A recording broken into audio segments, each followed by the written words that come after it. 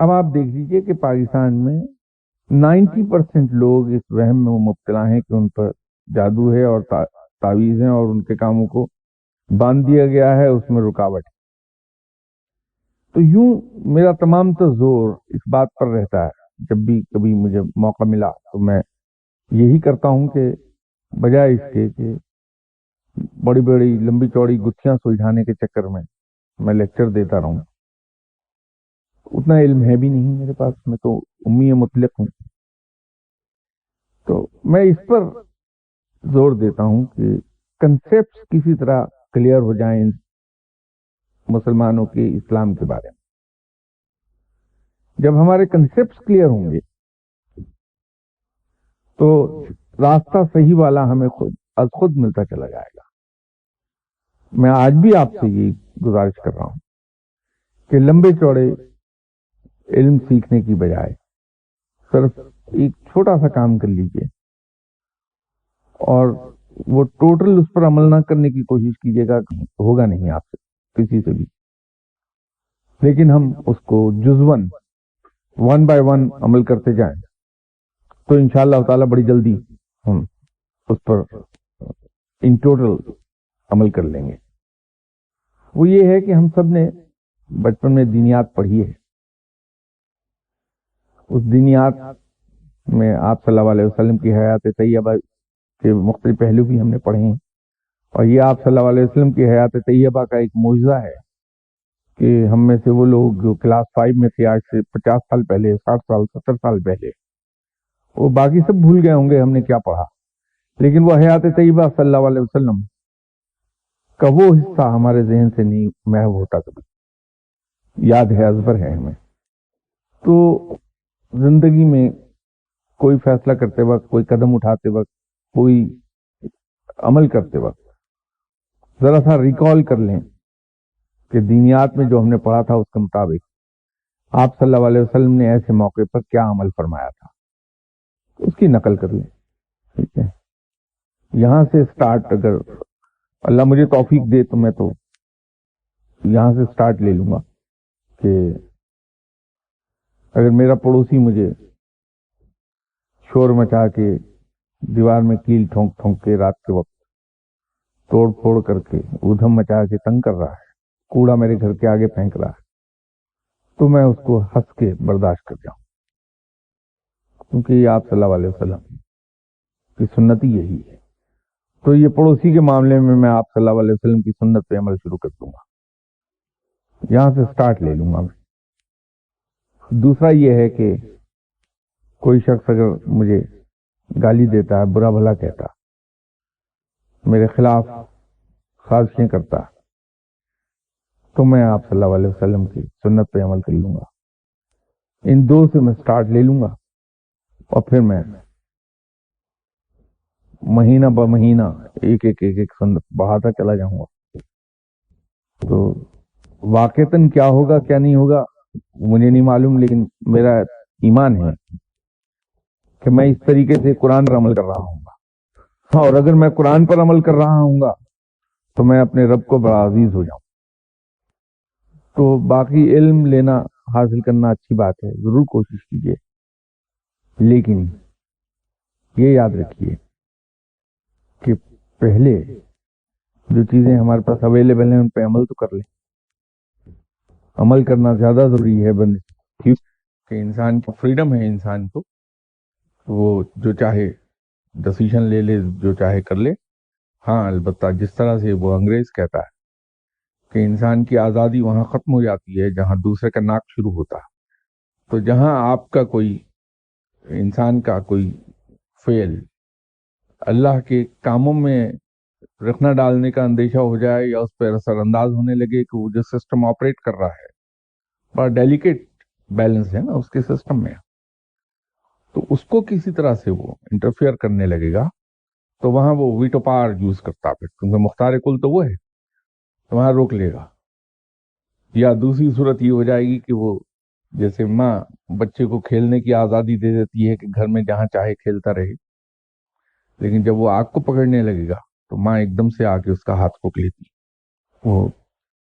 وہ رول بھی ادا کرتا ہے۔ تو وہ اس کے قادر مطلق اور مختار کل ہونے کا پریروگیٹو ہے. یہ یہاں بہت پہ گفتگو ہو چکی. انسان بڑی کمپلیکس چیز ہے. دیکھنے میں تو بظاہر یہ صرف دو چیزوں پہ ہی مبنی ہے. ایک اس کا جسم اور دوسری عرف عام میں روح اور روحانی اصطلاح میں قلب. تو انسان کے جو جسم کی فارمیشن ہوئی اس میں 4 بیسک انگریڈینٹس استعمال ہوئے: مٹی، پانی، گرمی اور ہوا. اور پھر اس میں رب تعالیٰ نے تمام طرح کی خصلتیں رکھ دیں. اس میں چرند پرند اور درند کی بھی خصوصیات ہیں. پھر اس میں شیطانی صفات بھی ہیں اور پھر فرشتوں کی سی خصلت بھی اس کی موجود ہے. وہ ڈیپینڈ کرتا ہے کہ یہ میں جسم کی حد تک بات کر رہا ہوں، قلب نہیں. یہ ڈیپینڈ کرتا ہے کہ وہ کن خصلتوں کو اجاگر کرتا ہے. اگر تو اس نے اپنی زندگی محدود کر لی صرف کھانے پینے تک، آرام کرنے تک، اور باقی چھوڑ دیا، تو سمجھ لیجئے کہ وہ حیوانات میں داخل ہو گیا. یہ صرف حیوانی صفت ہے کہ جس طرح جانور کھایا پیا اور سو گئے، یا پھر شیطانی صفات جس میں شر ہے، شرارت ہے، غصہ ہے. ان صفات کو اس نے فالو کر لیا اور باقی کو اگنور کر دیا اس نے، تو پھر وہ اس کے پیروکاروں میں داخل ہو گیا. اور اگر اس نے اس فرشتوں کی سی صفات کو حاصل کرنا چاہا تو پھر وہاں پر انسان کا جو دوسرا حصہ ہے وہ کاؤنٹ ہو جائے گا، جس کو آپ قلب کہہ لیجئے، جان کہہ لیجئے، روح کہہ لیجئے. کیونکہ پھر وہ رحمانی صفات کی طرف جائے گا اور رحمانی صفات پر عمل کرتے ہوئے اخلاص کے ساتھ وہ اللہ کا قرب حاصل کر لے گا اور رب کی تجلیات کا مشاہدہ ہونے لگے گا اسے. تو یہ رب کی تجلیات کا مشاہدہ ممکن صرف اور صرف ان رحمانی صفات کی بنا پہ ہو جائے گا. اب سوال یہ پیدا ہوتا ہے کہ جس طرح جسم کی تخلیق ہو گئی، اس کے 4 انگریڈینٹس بتا دیے، تو قلب کے بھی 4 انگریڈینٹس ہونے چاہیے. اس کی ماہیت کیا ہے؟ اب روح کی ماہیت کے بارے میں تو آپ صلی اللہ علیہ وسلم نے بھی منع فرما دیا کہ اس کو ڈسکس نہ کرو، اور اللہ نے بھی کہا کہ کہہ دو کہ یہ امر الہی ہے، اس لیے اس کی ماہیت کو تو ڈسکس کیا نہیں جا سکتا. لیکن اس سے متعلق دوسری چیزوں کو یقیناً ہم ڈسکس کر سکتے ہیں اور اس سے فائدہ بھی اٹھا سکتے ہیں. اب جب آپ شیطانی صفات کو قابو میں کر لیں تو اس کی مثال بالکل ایسی ہو جائے گی کہ آپ ایک موز اور گھوڑے کو رام کر لیں، اسے ٹیم کر لیں. تو جب ایک موز اور گھوڑا ٹیم ہو گیا تو پھر اس کی تمام انرجیز آپ کے کام آنے لگیں گی کہ اس پر سواری کر لیجئے، آپ کو ایک جگہ سے دوسری جگہ وہ بڑی تیزی سے پہنچا دے گا عام گھوڑے کی نسبت، اس لیے کہ وہ موزور ہے. لیکن اب وہ ٹیم ہو گیا تو اس کی انرجیز چینلائز ہو گئی ہیں ان اے پرٹیکولر ڈائریکشن. اور یہ جو غصہ ہے اس کو آپ بطور ہتھیار استعمال کر سکتے ہیں. اگر یہ ٹیم کر لیا آپ نے اسے تو یہ پھر غصہ تباہ کاری اور تخریب کاری کا ذریعہ بننے کے بجائے انسان کے نفس کو قابو کرنے میں کام آنے لگے گا. تو نفس کو قابو کرنے کا ایک آسان ترین طریقہ یہ ہے کہ اس کی نفی کرنی شروع کر دی جائے. اور نفی اس سینس میں یہ نہیں کہ آپ تھکے ہیں اور آپ کا دل آرام کرنے کو چاہ رہا ہے تو اس کی نفی کرنی شروع کر دیں. ہوتا جسم کا آپ پر حق ہے کہ اسے آرام پہنچائیں. نفی اس سینس میں کہ اگر نفس میرا نماز کے وقت پر سونے پہ مجبور کر رہا ہے تو میں اس کی نفی کر دوں. اگر یہ ذائقہ دار چیزیں مانگ رہا ہے تو میں اس کو بد ذائقہ چیزیں کھلاؤں تاکہ یہ ٹیم ہو جائے، پھر اس کی خواہش کرنا بند کر دے. اگر یہ گناہ کی طرف راغب کر رہا ہے بھیا تو میں اس وقت عبادت میں مصروف ہو جاؤں تو یہ آہستہ آہستہ ٹیم ہو جائے گا. پھر اس کی نفی دوسری سینس میں ہو سکتی ہے کہ یہ کسی شخص نے مجھے آ کے برا بھلا کہہ دیا، گالیاں دے دی. اب دل یہ چاہ رہا ہے کہ میں اس سے جواباً اس کو گالیاں دوں، تو اس وقت میں رک جاؤں کہ آپ صلی اللہ علیہ وسلم کی سنت یہ نہیں ہے. سنت یہ ہے کہ جس نے گالی دی ہے اس کا جواب مسکراہٹ سے اسے دے دیا جائے. کسی شخص نے میرے خلاف پروپیگنڈا کرنا شروع کر دیا تو دل یہ چاہے گا کہ میں جواب میں پروپیگنڈا کروں. اور اگر جوابی پروپیگنڈا کرنے کی پوزیشن میں نہیں ہوں، میں وہ اہلیت نہیں میرے اندر، تو میں اس شخص کے خلاف ہو جاؤں گا اور اسے برا بھلا کہنا شروع کر دوں گا. تو اس وقت پھر مجھ پہ لازم ہے کہ میں یہ دیکھ لوں کہ آپ صلی اللہ علیہ وسلم کی سنت کیا ہے. سنت یہ ہے کہ اس کو معاف کر دیا جائے اور اس کے ساتھ بھلائی کا سلوک کیا جائے. تو یوں نفس میرا قابو میں آ جائے گا میرے. کوئی شخص اپنی ضرورت کے لیے مجھ سے قرض مانگ کے لے گیا، وقت پہ دے نہیں رہا، تو بجائے اس کے کہ میں اس کو برا سمجھنے لگوں تو یہ دیکھ لوں کہ آپ صلی اللہ علیہ وسلم کی سنت کیا ہے. ممکن ہو سکے تو معاف کر دیں، نہیں تو اسے اتنی مہلت دے دیں کہ وہ بآسانی واپس کر دے اور میں اسے برا بھلا نہ کہوں. کوئی دشمن اگر ہے، دشمنی کرتا رہا تو چل کے آ گیا مجھ تک، تو آپ صلی اللہ علیہ وسلم کی سنت پہ عمل کرتے ہوئے اس کو سینے سے لگا لے آدمی. یہ تمام اسی طرح کی اور چیزیں جب ہم کرتے ہیں تو وہ نفس کی نفی ہو گئی. اور جب نفس کی نفی ہونے لگتی ہے تو جس قدر نفی کرتے چلے جاتے ہیں ہم، اسی قدر روح کی لطافت بڑھتی جاتی ہے، روح لطیف ہوتی چلی جاتی ہے ہماری. اور جو روح ہماری لطیف ہوتی ہے تو اس کی پرواز بڑھنے لگتی ہے، کیونکہ ہلکی چیز ہمیشہ بلندی کی طرف جاتی ہے.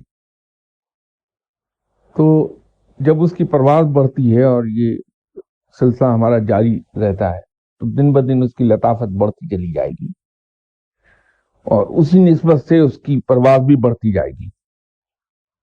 تو پھر ہم اس عالم خلق سے عالم امر کی طرف پرواز کرنے لگتے ہیں. عالم خلق وہ ہے جہاں ہم رہ رہے ہیں. اصل میں یہ لفظ خلق جو ہے لغتی معنی اس کے ہیں کسی چیز کا اندازہ کرنا، معیر کرنا. تو کیونکہ اس دنیا میں ہر چیز مقدار اور ماس، کوانٹٹی اینڈ ماس، اس پر معیر ہوتی ہے. اس لیے اس جہان کو عالم خلق بھی کہا جاتا ہے روحانی زبان میں. اور عالم امر وہ ہے جو کوانٹٹی اور ماس سے بیونڈ ہے. تو پرواز اس طرف ہونے لگتی ہے پھر ہماری، اور وہیں عجائبات عالم کا مشاہدہ ہونے لگتا ہے. عجائبات عالم کا مشاہدہ اس لیے ہونا ضروری ہے کہ جب تک کہ ہم کسی صانع کی مصنوعات کو نہیں دیکھیں گے تو اس صانع کی بڑائی کا اندازہ ہمیں ہو نہیں سکتا. جب تک کہ آپ کسی آرٹسٹ کی بنائی ہوئی پینٹنگز کو دیکھیں گے نہیں، اس کا مشاہدہ نہیں کریں گے، تو اس آرٹسٹ کے فن کی بڑائی اور بلندی کا آپ کو اندازہ نہیں ہوگا کہ کس درجے کا وہ آرٹسٹ ہے. اسی طرح جب تک کہ عجائبات عالم کا مشاہدہ نہیں ہوگا تو رب تعالیٰ کی بڑائی اور بزرگی کا ادراک ہوتا نہیں. تو یوں ہمیں رب کے مشاہدے کے مقام پر پہنچنے سے پہلے عجائبات عالم کا مشاہدہ کرنا ضروری ہے. تو رب تعالیٰ یوں عجائبات عالم کا مشاہدہ کرانے لگتا ہے، تو وہاں سے اللہ تعالیٰ کی بڑائی کا ادراک ہونے لگتا ہے انسان کو، اور رب تعالیٰ پر یقین اور رب تعالیٰ پر بھروسہ دونوں صحیح معنوں میں پیدا ہونے لگتے ہیں. کیونکہ عالم خلق میں تو اس پر یقین اور اس پر بھروسہ صرف لپ سروس ہے، اور اس کا انجام وہی ہے جو ہم روز دیکھتے ہیں کہ انسان رب تعالیٰ کو مالک کل مان رہا ہے، اس کو قادر مطلق مان رہا ہے، اور یہ مانتا ہے کہ اس کے حکم کے بغیر کوئی پتہ نہیں ہل سکتا. یہ بھی تسلیم کرتا ہے کہ کوئی کسی کو فائدہ نہیں دے سکتا اگر رب فائدہ نہ پہنچانا چاہے، اور کوئی کسی کو نقصان نہیں دیتا جب تک کہ رب اسے نقصان نہ دینا چاہے. یہ مانتا ہے.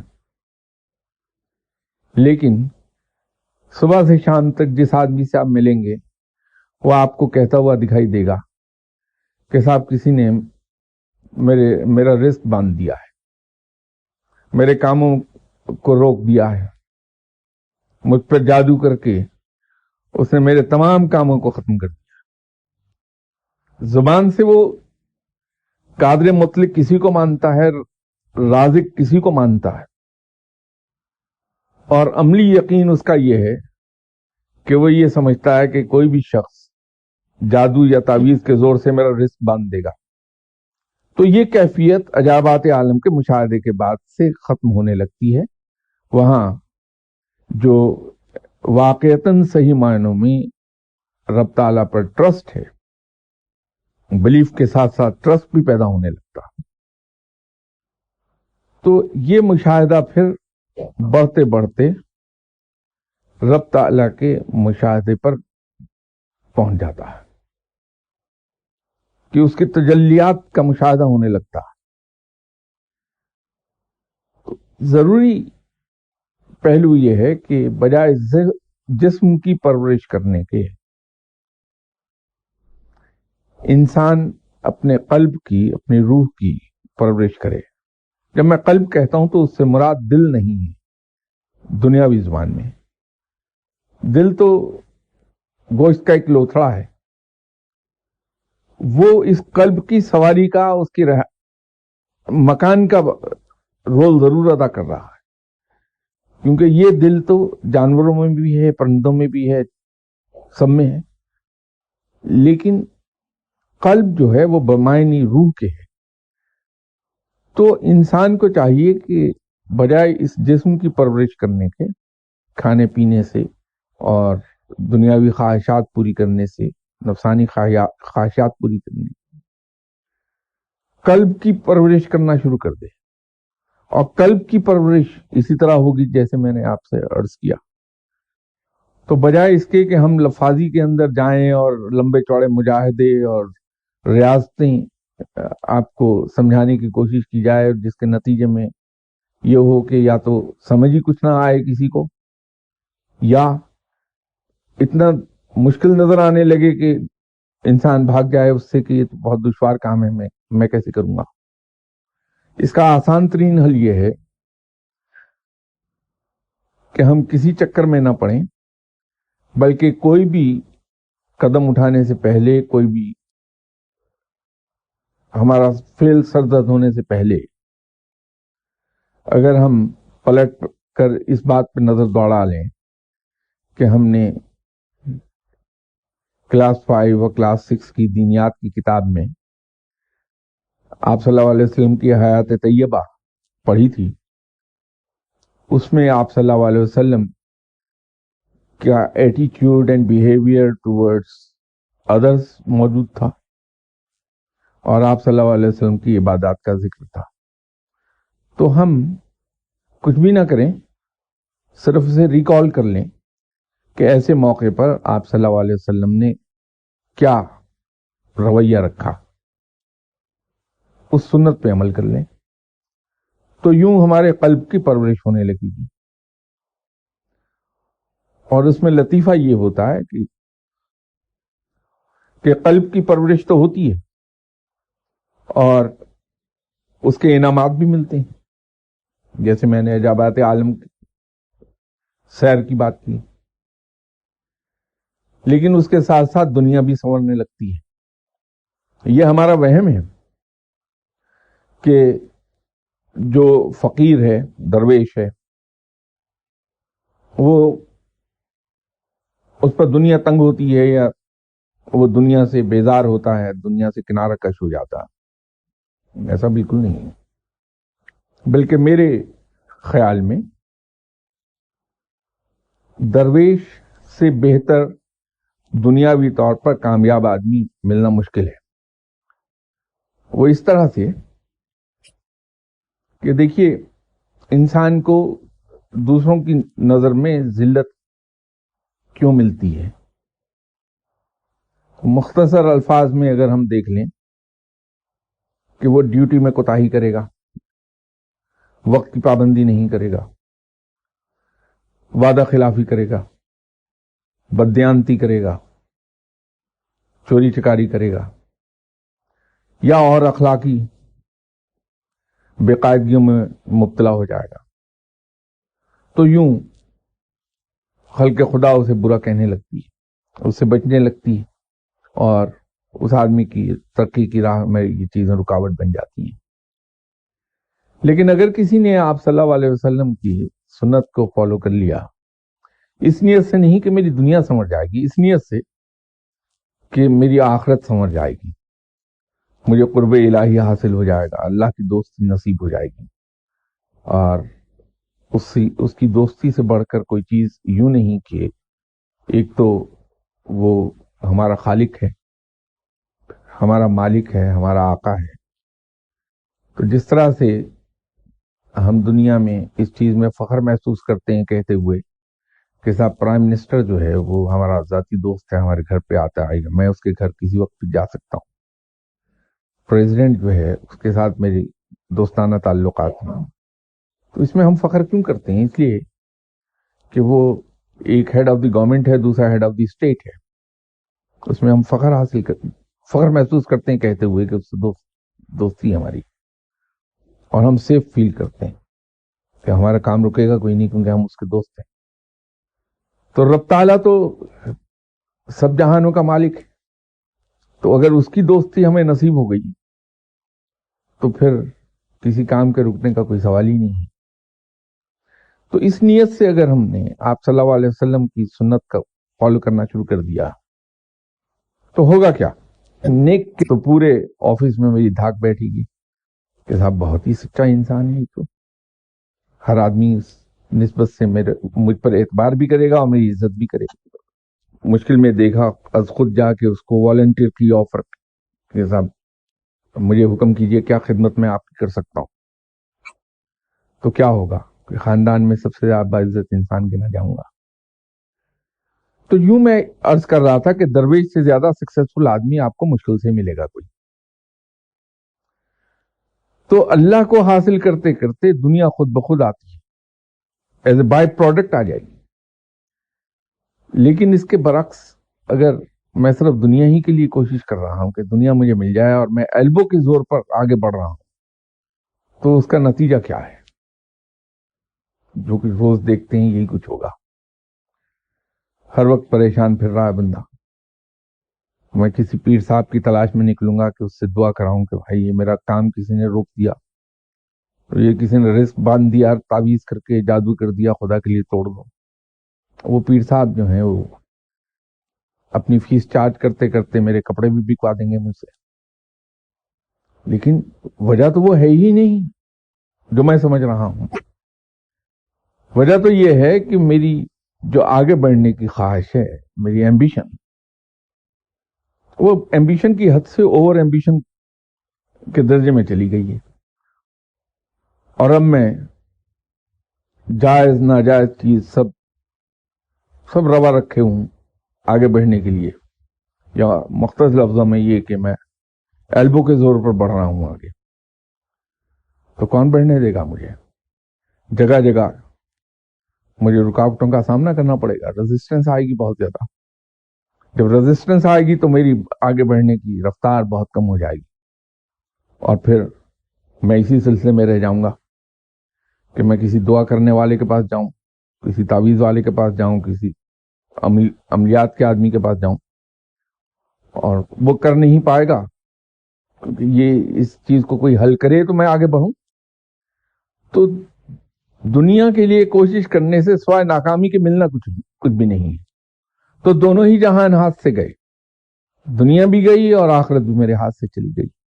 جبکہ پہلی جو صورت میں نے عرض کی آپ سے, تو وہ ایک ہی جہان کے لیے کوشش کی, وہ آخرت تھی.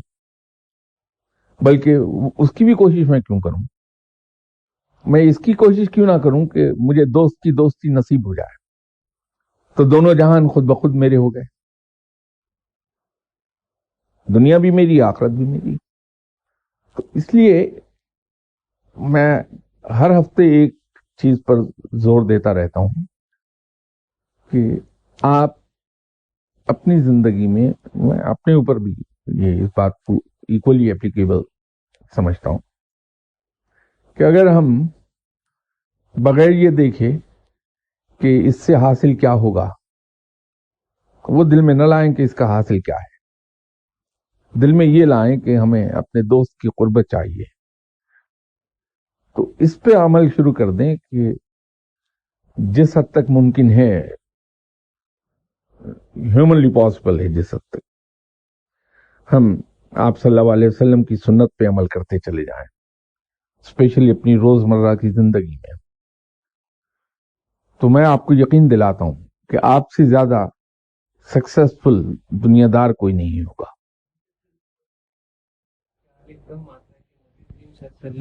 پہ بھی جادو ہوا تھا. دیکھیے, اس سلسلے میں ایک دن پہلے بھی ذکر ہوا, میں نے اس دن بھی یہ کہا تھا کہ آپ صلی اللہ علیہ وسلم کا معاملہ کچھ مختلف ہے. یہ کس کی مجال ہے کہ ایسی ہستی جو اللہ کے بعد سب سے بڑی ہے, اور اللہ کے ایسے حبیب ہیں کہ وہ وجہ تخلیق کائنات بن گئے. اللہ کا عشق آپ صلی اللہ علیہ وسلم کے ساتھ اس درجے کا ہے کہ آپ صلی اللہ علیہ وسلم اس کائنات کی وجہ تخلیق ہے. اور آپ صلی اللہ علیہ وسلم کے ساتھ اللہ کا عشق اس درجے کا ہے کہ اللہ کوئی کام نہیں کرتا, صرف احکامات جاری کرتا. ماں سوائے ایک ہی مصروفیت ہے اس کی کہ وہ اپنے محبوب صلی اللہ علیہ وسلم پر درود بھیجتا ہے. یہ وہ واحد کام ہے جو ذاتی طور پر کرتا. تو جب ایسا مقام ہے آپ صلی اللہ علیہ وسلم کا, جو کہ ہے, تو پھر یہ کیسے ممکن ہے کہ ایک دنیا دار یہودی ایسی ہستی پر جادو کر دے؟ یہ ممکن ہی نہیں. لیکن جادو ہوا. اس کی وجہ یہ تھی کہ جیسے رب تعالیٰ نے یہ چاہا کہ اپنے حبیب کو بشکل بشر پیدا کرے, ہمیں میں سے پیدا کرے, تاکہ ہمیں یہ حجت نہ رہے کہ ہم آپ صلی اللہ علیہ وسلم کی سنت پر عمل کیسے کر سکتے ہیں, وہ تو انسانوں سے ماورا تھے. تو اس لیے بشکل بشر پیدا کر دیا کہ ہمیں یہ حجت نہ ہونے پائے, ہمیں یہ بہانہ نہ ملے کبھی. تو جب آپ صلی اللہ علیہ وسلم کو بشکل بشر پیدا کیا تو آپ صلی اللہ علیہ وسلم کو ان تمام چیزوں سے گزارا جس سے ایک عام انسان گزر سکتا. آپ نے تبلیغ فرمائی، نیکی کی طرف لوگوں کو بلایا، جواب میں جو کچھ سلوک قریش نے کیا وہ آپ کے سامنے ہے. طائف میں خون ایڑیوں تک بہہ گیا آپ صلی اللہ علیہ وسلم کا، لوگوں نے اوجڑیاں تک سر اوپر پھینکی. پھر آپ کی نرینہ اولاد آپ کی آنکھوں کے سامنے رخصت ہو گئی. بیٹی جس سے بے انداز پیار تھا، ایسی بیٹی جس کی آمد پر تعظیماً آپ کھڑے ہو جاتے تھے، اپنی چادر بچھا دیتے تھے زمین پر، ایسی بیٹی کے ہاتھ پر چھالے بھی دیکھے چکی چلا چلا کے، شولڈر پر مشق کے سٹریپ کا نشان بھی دیکھا، فاقے بھی کیے، پیٹ پہ دو پتھر باندھ کے جنگیں بھی لڑیں، یہودی سے قرض بھی لیا اور اس یہودی کی سخت سخت باتیں بھی برداشت کی. آپ کا کیا خیال ہے کہ اگر رب چاہتا تو جیسے خود آپ صلی اللہ علیہ وسلم نے فرمایا کہ اگر میں چاہوں تو کوہ احد پورے کا پورا سونے کا ہو جائے تو یہ کیا ممکن نہیں تھا؟ اسی طرح ظاہر کر دیا کہ جادو کا وجود دنیا میں ضرور ہے لیکن میرے کلام سے بالا تر نہیں ہے، میری قدرت سے باہر نہیں ہے. تو میری کلام کی صورتیں اس کو توڑ دیں گی، ورنہ یہ ممکن ہی نہیں تھا کہ آپ صلی اللہ علیہ وسلم اس طرح سفر کرتے. ہم یہ تو دیکھتے ہیں آپ صلی اللہ علیہ وسلم پہ جادو ہو گیا، لیکن یہ نہیں دیکھتے کہ آپ نے کہیں لوگوں سے نہیں کہا کہ لوگوں کو توڑ کر دو کیونکہ میرا رزق باندھ دیا معاذ اللہ کسی نے، یا مجھ پہ بیماری طاری کر دی ہے تعویذوں کے ذریعے سے. یہ نہیں کہا. ہمیں اس پر بھی نظر رکھنا چاہیے کہ آپ صلی اللہ علیہ وسلم کا عمل ایسے موقع پر کیا تھا. رب تعالی پر بھروسہ اور یقین اسی طرح تھا، صرف اس کے کلام کو استعمال کیا اور اس جادو سے نجات مل گئی. یہ صرف امت کے لیے نمونہ تھا اور کچھ نہیں تھا. رب کی تجلیات کا ذکر فرمایا ہے، تو اس کو تھوڑا الیبوریٹ کریں گے کہ یہ کیا ہوتی ہیں؟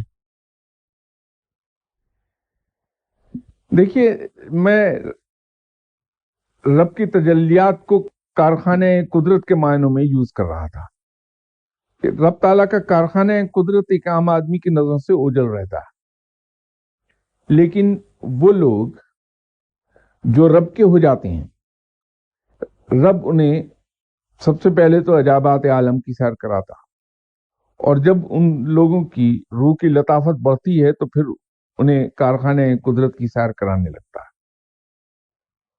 آپ نے بہت سے بزرگوں کے بارے میں پڑھا ہوگا کہ انہوں نے جیتے جی جنت کی سیر کی، اس کے ایک حصے کو دیکھا،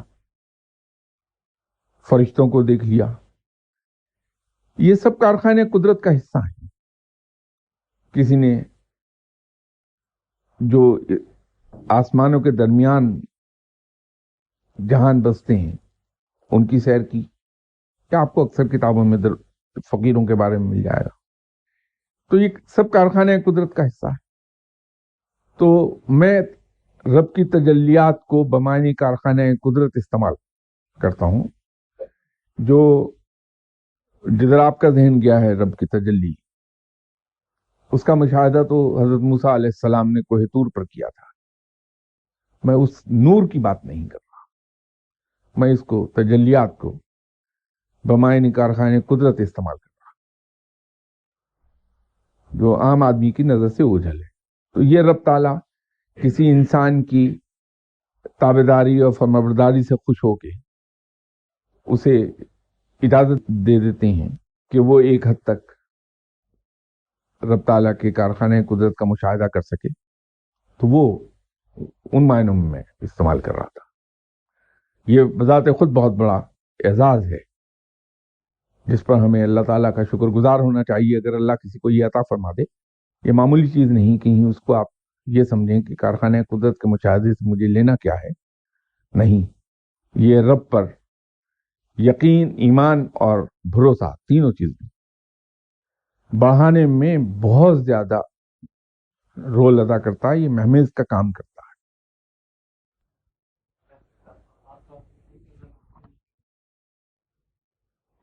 देखिए, जब एक बच्चा हसूल तालीम की तरफ बढ़ता है तो आम तौर पर घर में उसकी वालदा उसे अलफ बे का कायदा ABC सिखाना शुरू करती है। ये चैनलाइज कर रही है वालदा उसकी उस बच्चे की एनर्जीज को, उसके ट्रेंड्स को एक सर्टेन डायरेक्शन के अंदर। तो वो बच्चा फिर घर से इब्तदा करता है अलिफ बे पे की, और हत्ता के स्कूल में दाखिल होता है और उसके तालीम का सिलसिला जारी हो जाता है। वहां पर स्कूल टीचर जो है वो उसे मदद करता है हसूल तालीम में एक पर्टिकुलर डायरेक्शन में। अब इसमें मुर्शद क्यों इतना जरूरी है, उसकी समझ इस तरह से आ जाएगी कि एक अगर बच्चा है, वो घर पे पढ़ता है, बाजार में जाता है, जाके टेक्स्ट बुक्स खरीद लाता है और उनकी स्टडी घर में करता है बगैर किसी की हेल्प के। उसके बाद मैट्रिक का इम्तहान देता है, FA का देता है, BA का दे देता है, MA का दे देता है, पास होता है, MA की डिग्री आ गई उसके हाथ में। इसके मुकाबले पर एक और बच्चा है जिसने घर पे ट्यूटर रखा हुआ है, वो भी दर्जा बदर्जा इन्हीं रास्तों से गुजरता हुआ है, मास्टर्स की डिग्री लेता है। फिर इसके बाद एक तीसरा बच्चा है जो प्रॉपर रेगुलर स्कूल के अंदर जाता है और 16 साल सर्व करने के बाद मास्टर्स की डिग्री लेता। अब इन तीनों लड़कों के पास मास्टर की डिग्री मौजूद है, लेकिन जब आप उनकी पर्सनैलिटीज को देखेंगे तो तीनों की पर्सनैलिटीज और लेवल ऑफ नॉलेज में जमीन आसमान का फर्क मिलेगा। एक ही मसला इन तीनों बच्चों के सामने रख दीजिए और उससे कहिए कि उसका सॉल्यूशन वो सजेस्ट करे अपनी तालीम की रोशनी में। तो जो पहला बच्चा है जिसने बगैर ट्यूटर की मदद के और बगैर स्कूल गए मास्टर्स की हैं, वो उस मसले की हल में टामक टोइयां मारेगा, left and right, north south running करके कुछ देर की काविश के बाद उसका हल आपको सजेस्ट कर देगा। ट्यूटर वाला बच्चा उससे बेहतर परफॉर्म करेगा और जो स्कूल में गया है उसके इस चीज को हल करने के बारे में जो उसकी परफॉर्मेंस है वो बिल्कुल मुख्तलिफ होगी। फिर स्कूल में पढ़ा हुआ बच्चा जो है उसकी पर्सनालिटी के अंदर आपको रेगुलरिटी, पंक्चुअलिटी और team work, team spirit rather, sportsman spirit जो है उसकी वो, और जो ग्रुप टास्क की आदत होती है वो उस शख्स के अंदर बहुत होगी। दूसरे लफ्जों में उसकी तमाम पर्सनैलिटी की तरबियत हो चुकी होती, पर्सनैलिटी के तमाम पहलुओं से, उसकी पर्सनैलिटी ग्रूमिंग जिसको हम कहते हैं, पर्सनैलिटी ग्रूमिंग हो जाती है और उसके साथ साथ उसकी कैरेक्टर बिल्डिंग हुई होती है। लेकिन बाकी दो बच्चों के अंदर फर्क होगा। ट्यूटर वाला फिर भी बेहतर होगा, लेकिन वो जो बगैर ट्यूटर के है वो बगैर किसी डायरेक्शन के डिग्री लिए हुए। तो मुर्शद का रोल इससे ज्यादा कुछ नहीं है कि वो आपकी तरबियत करता है। मेहनत वहां भी आप ही करते हैं, बगैर मुर्शद के भी मेहनत आप ही करती, लेकिन मुर्शद आपकी पर्सनालिटी के तमाम पहलुओं की तरबियत करता है गैर महसूस तरीके से, क्योंकि एडवाइस जो है वो हमेशा इंसान के अंदर रिएक्शन डेवलप करती है, वो रिपेल करेगी बंदे को। तो मुर्शद थ्रू एडवाइस आपकी तरबियत नहीं करता, वो पर्सनल एग्जाम्पल से तरबियत करता है। तो आप लाशौरी तौर पे उसे कॉपी करने लगते, तो यूं आपकी अपनी पर्सनालिटी की तरबियत हो जाती है। इसलिए मुर्शद जरूरी है। लेकिन ये कहना کہ صاحب مرشد کے بغیر دنیا میں کچھ نہیں، وہ بیکار باتیں. رب سب کا ہے، آپ رب کے ساتھ اپنا تعلق براہ راست قائم رکھ سکتے ہیں، اس کو کوئی اعتراض نہیں. وہ آپ سے بالکل نہیں کہے گا کہ آپ کسی وسیلے کے ذریعے سے آئیے، اس لیے کہ تو مالک ہے آپ کا، وہ آقا ہے. تو جہاں اس کے ہم پر بہت حقوق ہیں، تو بحثیت اس کے ادنا غلام کے ہمارا بھی اس پر حق ہے. وہ یہ ہے کہ ہم اپنی تمام ضروریات کے لیے اس کی طرف دیکھیں، اس کو رجوع کریں. جب ہم مشکل میں ہوں، ہم اپنے آقا کی طرف دیکھیں کہ وہ ہماری مدد کرے گا. اور جہاں ہم کسی مشکل میں ہوں اور اس سے گائیڈنس کی ضرورت ہو تو ہم اس کی طرف رجوع کریں. یہ ہمارا حق ہے اپنے رب پر. تو اس کے لیے وہ قطعاً ہمیں ہمارا حق ادا کرتے وقت یہ نہیں کہے گا کہ تم اپنے مرشد کے ذریعے کیوں نہیں آئے. وہ سب قصے کہانیاں ہیں، اس میں یقین نہ رکھیے. ہاں، مرشد کی ضرورت ہے آپ کو، اسی طرح جیسے آپ کو اسکول کی یا اسکول ٹیچرز کی ضرورت ہے. طرف علماء کرام جو کہ پردہ فرما چکے ہیں وہ بھی، اور جو حیات ہیں وہ بھی، سر ان کا بھی ایک سسٹم چل رہا ہے. سر ایک ہی سلسلے کی دو کڑیاں ہیں، دو پیرل چیزیں ہیں، یا you can approach directly to all. دیکھیے وہ ایک لمبا سبجیکٹ ہے. اب میرے پاس صرف 1 منٹ ہے باقی، کیونکہ اس کے بعد پھر اڑ جائیں گے ہم لوگ سب.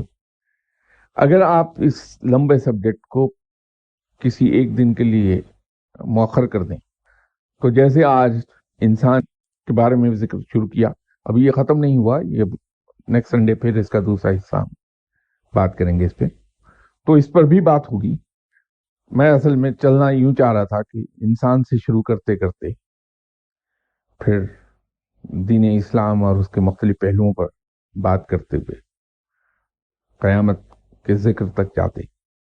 تو یوں میں آج سسٹمیٹکلی شروع ہوا تھا، تو اس کو بھی انشاءاللہ ضرور ٹچ کریں گے، اس سبجیکٹ کو اس پہ بات کریں گے انشاءاللہ. قرآن کریم میں آتا ہے کہ اللہ تعالیٰ کی لوگ، تو یہ پھر اس کا کیا مطلب؟ دیکھیے، ہم وسیلے سے مراد اگر یہ لے لیں، جیسے میں نے ابھی عرض کیا کہ اسکول میں ایک بچہ جو جاتا ہے وہ ایم اے کرنے کا، ماسٹرز کرنے کا وسیلہ ڈھونڈے ہوئے ہے، کیونکہ اس کی تمام تر ایفرٹ جو ہے وہ چینلائز ہو کے ایک صحیح ڈائریکشن میں چلی گئی ہیں، اس کی انرجیز صحیح ڈائریکشن کی طرف چینلائز کر دی ہیں ٹیچر نے. تو ٹیچر وسیلہ ہے اس کے حصول تعلیم کا، لیکن ماسٹرز کی ڈگری ٹیچر کو صرف پکڑ لینے سے نہیں ملے گی، وہ محنت کرنے سے ملے گی. تو محنت اسٹوڈنٹ کی اپنی ہے، ٹیچر اس کا گائیڈ ہے، اور جو سسٹم وہ انٹروڈیوس کرا رہا ٹیچر وہ وسیلہ بن رہا ہے اس کے لیے. تو رب تعالیٰ جو یہ کہتا ہے وسیلہ ڈھونڈو، وہ یہ ہے کہ ہر شخص اگر اپنے اپنے انداز میں رب کو ڈھونڈنے میں لگ گیا تو وقت اس کا ضائع ہوتا رہے گا.